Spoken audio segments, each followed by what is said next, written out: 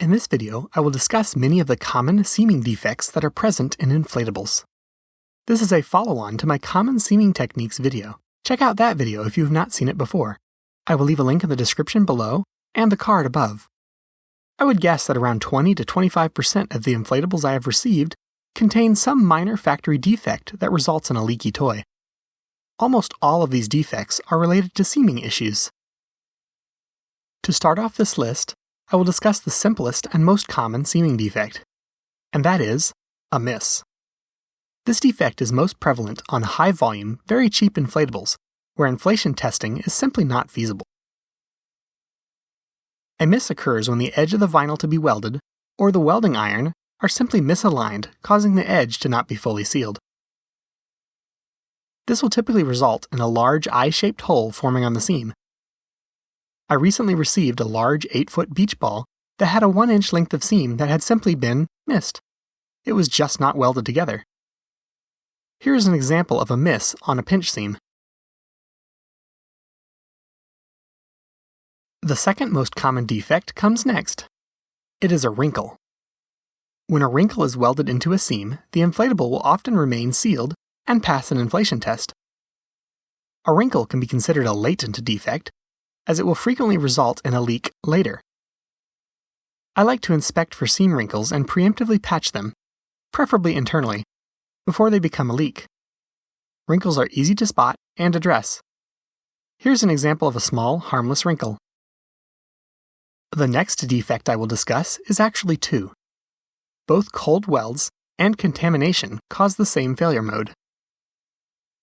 A cold weld occurs when either the welding iron is not set hot enough, not kept in contact with the vinyl long enough, or not pressed firm enough to form a proper bond. This is also a latent defect. The seam, while airtight, peels apart very easily. A contaminated weld can have the same result. Some sort of contamination, such as oil or water, or possibly even a cleaner, is in the weld joint and prevents a proper bond.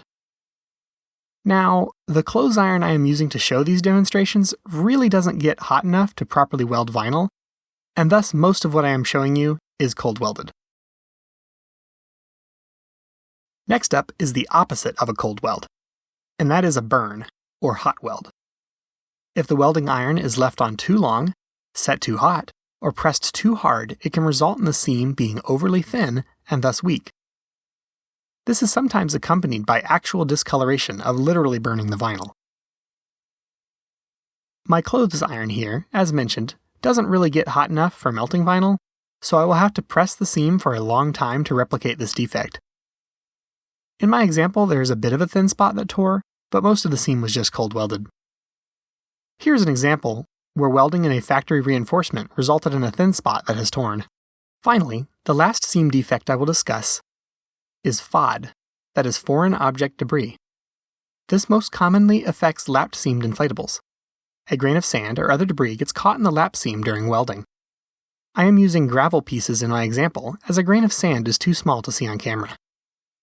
This type of defect is very frustrating, but also very easy to repair. While at first the inflatable may be airtight, the grain of sand works its way free, resulting in a tiny, silent pinhole leak that can be very hard to find. Luckily, once found, a pinhole is an easy thing to fix. I hope this video has piqued your interest and can help you identify and describe issues. And as always, leave any tips or suggestions in the comments below. Subscribe for more content. If you like the video, give it a thumbs up. Consider supporting my channel by purchasing a t-shirt from the link in the description. Thanks for watching.